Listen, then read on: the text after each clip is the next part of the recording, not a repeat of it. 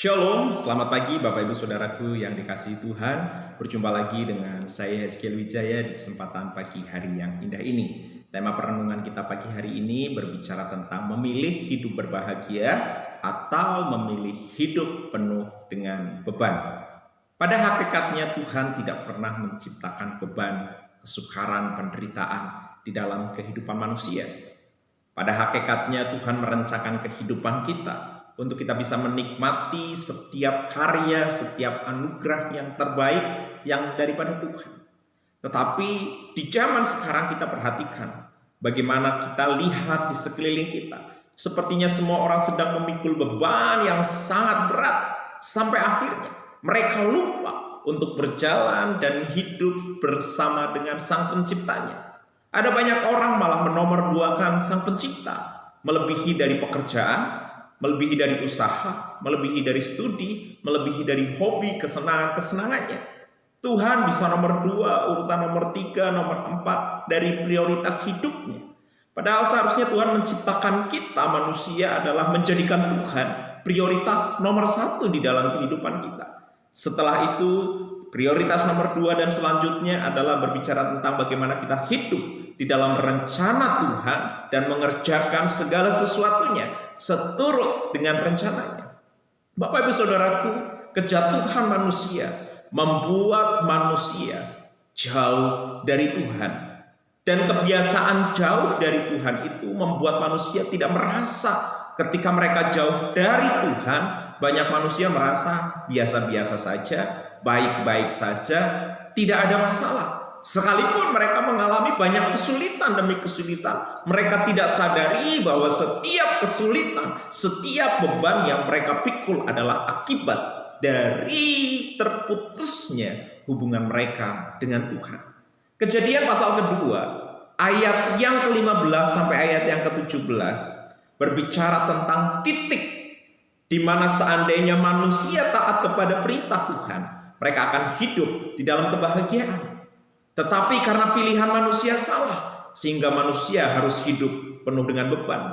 Dimulai dari Adam, Hawa, bahkan sampai kita sekarang pun sama. Tidak peduli engkau sudah ada di dalam Kristus atau belum, ada beban juga yang tetap kita pikul di dalam kehidupan kita. Tetapi orang-orang yang berjalan bersama dengan Tuhan akan menikmati kehidupannya karena kita melangkah bersama dengan Tuhan. Perhatikan ayat 15. Tuhan Allah mengambil manusia itu dan menempatkan dalam Taman Eden untuk mengusahakan. Perhatikan, mengusahakan dan memelihara, ya, mengusahakan dan memelihara taman itu, ya, Taman Eden.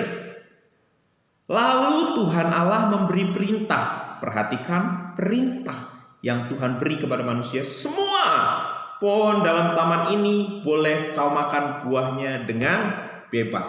Semua apa yang Allah ciptakan. Ya, di sana ada macam-macam buah. Ya, bisa ratusan buah, ribuan buah ada di sana. Semua boleh kamu makan, terserah, bebas, pilih. Ya, kamu mau makan buah apa saja yang ada di taman ini, boleh kau makan. Tapi hanya satu, ya, yang tidak boleh kamu makan buahnya. Tetapi pohon pengetahuan tentang yang baik dan yang jahat itu, janganlah kau makan buahnya. Sebab pada hari engkau memakannya, pastilah engkau mati.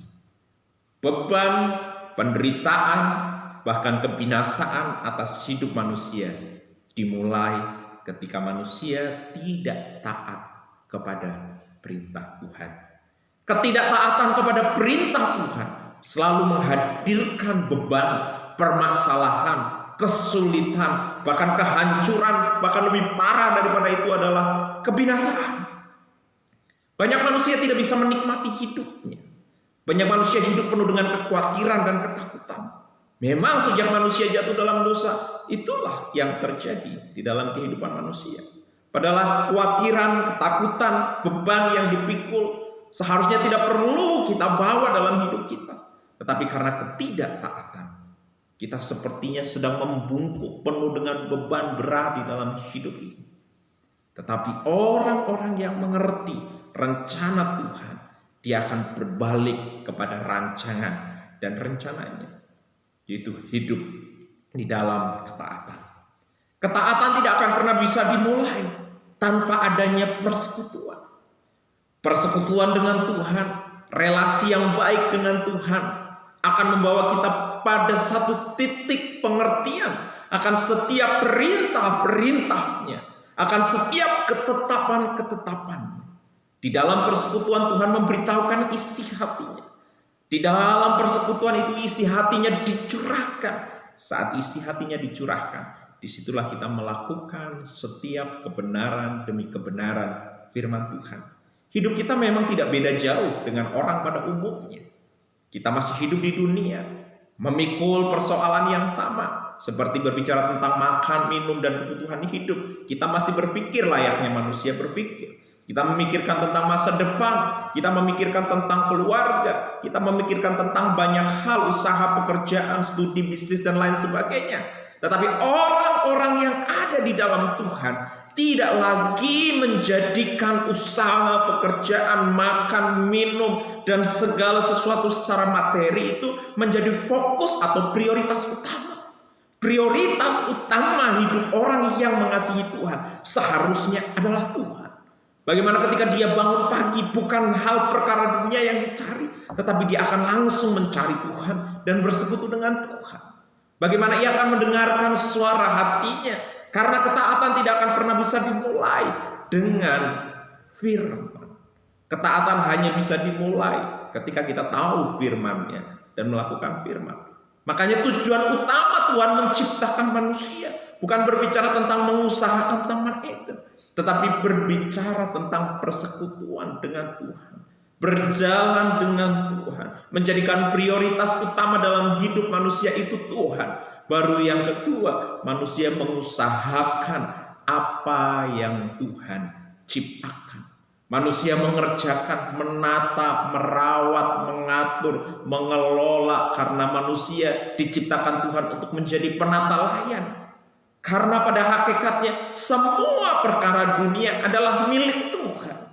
Kita hanya penata layan. Tetapi kalau kita perhatikan sekarang, berapa banyak orang merasa bahwa segala sesuatu yang ada dalam dirinya adalah milik kepunyaannya. Padahal itu hanyalah milik punya Tuhan. Kita hanya dikasih kepercayaan Tuhan untuk menjadi penata layannya, mengatur, mengurus, mengelola segala sesuatu yang Tuhan percayakan.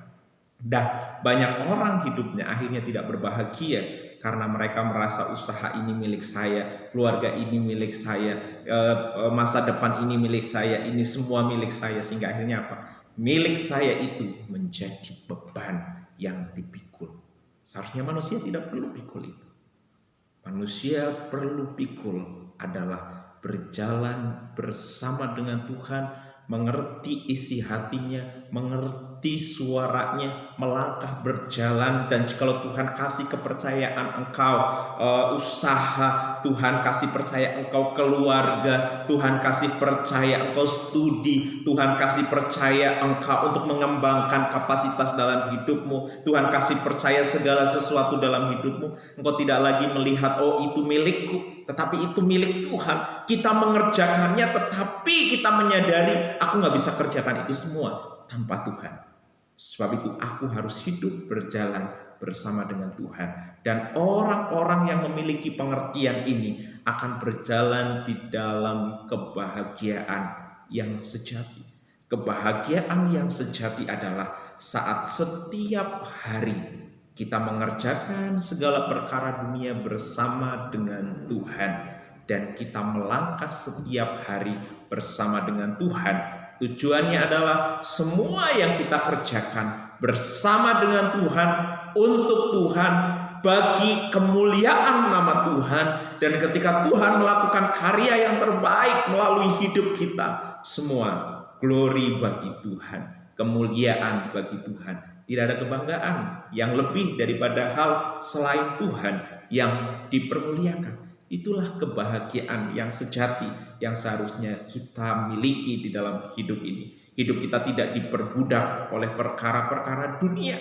Kita mengerjakan memang perkara dunia, tetapi kita tidak diperbudak olehnya, tetapi kita mengabdikan diri kepada Tuhan, melayani untuk Tuhan, bekerja untuk Tuhan, studi untuk Tuhan, melakukan segala aktivitas kita untuk Tuhan, mengatur mengurus keluarga kita untuk Tuhan, segala sesuatunya untuk Tuhan. Dan saat kita menjalaninya bersama dengan Tuhan, kebahagiaan yang sejati adalah milik kita.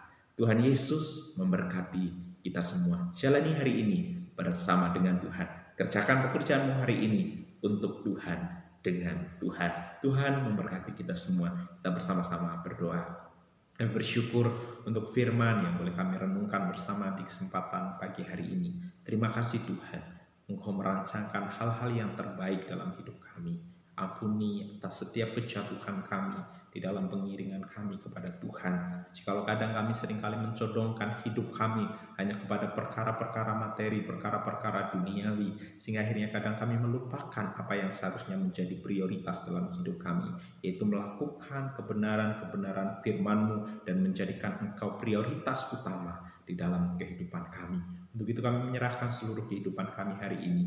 Mampukan kami untuk berjalan di dalam ketaatan, di dalam apa yang menjadi mau-Mu ya Bapa. Kami bersyukur untuk firman yang boleh kami renungkan. Di kesempatan pagi hari ini kami menyerahkan hari ini sebelumnya hanya dalam tangan, hanya berkat. Di dalam nama Tuhan Yesus Kristus kami berdoa. Amin. Puji Tuhan, selamat menjalani hari yang baru, sukacita yang baru bersama dengan Tuhan. Tuhan Yesus memberkati. Shalom.